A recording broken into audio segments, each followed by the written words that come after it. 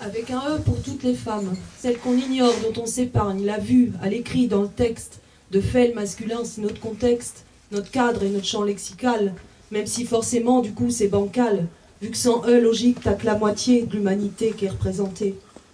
Avec un E, je dénonce la norme, convaincu que les mots, c'est énorme, pour charrier de manière insidieuse et latente des idées parfois hideuses, lesquelles s'ancrent et se très profondément dans l'esprit d'à peu près tous les gens, formant ainsi les représentations qui guident nos choix et nos orientations. Avec un E pour crier fort, la langue n'est pas neutre, non, on a tort. Il suffit de voir avec les noms de métiers, quand on s'attache à les féminiser, c'est l'insurrection et puis c'est la panique, jusque dans les rangs très académiques, et sous couvert de protéger le langage, on perdure à garder les femmes en cage.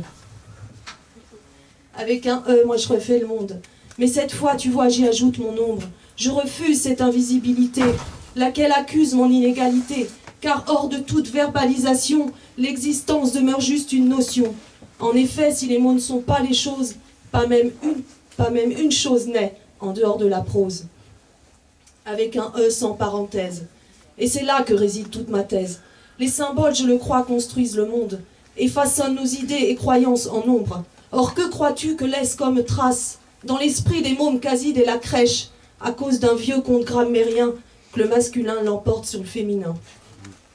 Avec un E pour les frangines, pour les gazelles, pour les cousines, celles qu'on désigne sous le terme d'homme. Quand on parle de tout le monde en somme, tu comprends pas pourquoi ça me choque. Dans ce cas, lance-toi la réciproque, et dis-moi si ça te va à toi que je t'appelle meuf quand t'es un gars. Avec un E pour toutes les femmes. C'est le nom que j'ai choisi, et si je m'enflamme, c'est que le langage devrait refléter l'évolution de la société. Je suis pour l'action volontariste sur la langue, car elle est sexiste. Hors de question que je me résigne. Voilà pourquoi, avec un E, je signe.